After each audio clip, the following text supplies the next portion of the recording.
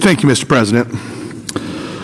Mr. President, Senate File 413 is stated to be a bill for an act relating to the conduct of elections, including absentee voting and voter list maintenance activities and making penalties. But a peek behind the curtain reveals it's more about reducing access and limiting opportunities, and that is a conundrum. The conduct of elections in Iowa is working. We Iowans have enjoyed record turnout this past election. Our laws, where they need to be changed, are best when done in a bipartisan manner. Sadly, that didn't happen here today. Can we improve our laws? Sure. This bill doesn't do that. This bill persists, and it is a conundrum. We have seen in the movement of this bill that you don't want to call it a voter suppression bill. Whatever you call it, it's a conundrum. In Section 52, for example, this prohibits anyone other than a person's caregiver or family member delivering a voted absentee ballot. Is it really a bad idea to only allow the family member or caregiver to deliver an early ballot to the county auditor's office? Not all older Iowans have family members in town or even in the state, and they may be living independently and have no caregiver. Iowans rely on neighbors and friends or people from their church to help fill out for their family. This deliberately disenfranchises all voters, but especially those that are older and have issues with mobility and live alone. This would create lots of barriers for people voting with disabilities. I support legislation that make it easier for eligible Iowans to vote. This bill moves in the wrong direction. It is a conundrum. You say you want consistency across elections and have the polls close at 8 p.m. But some years in local elections they close at 8, and general and primary and general elections they close at 9. So for a whole year they all close at the same time. Now I kind of get the idea. If they close at 8 o'clock in Polk County and 9 o'clock in Lynn County, maybe you would want to have a state law that says it should be consistent. That's not what happens. General and primary and general elections all close at 9. So you say, well, you want it consistency, and that you talk to the county auditors. This is their number one idea, to let's all have the ballots or the polls close at 8. Well, that's an hour shorter, and no matter how you look at it, that cuts an hour in the ability for people to vote, even if it's one person. Yeah, I know the county auditors is their number one priority, but 9 o'clock is a good time. And what about polling places that have long lines? And what if it's a pandemic and some people want to go to the polls, maybe wear a mask, socially distant?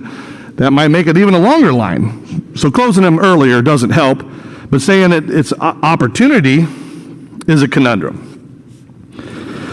So the argument that we have heard also is that in the opening comments that we heard that we listened to a bipartisan group of legislators, but today, unfortunately, I know my colleague Senator Mathis offered an amendment and it was defeated, and it was actually expand opportunities through driver's license and non-operators identification cards, including opt-out provisions, and it would use, the real ID provisions that are the federal requirements that you have to get on a plane here soon or tour a nuclear power plant. These kind of things, you have to have real ID. So we have this already verifiable secure records through the real ID, and that would reduce fraud and actually open opportunities, but you rejected that.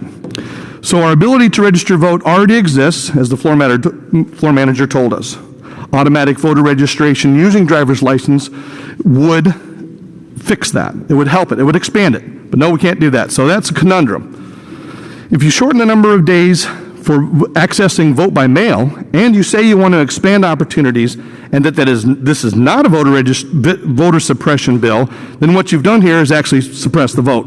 Again, this is a conundrum. Even if it's for one person, if you cut the number of days for 120 to 70, you have not expanded opportunity.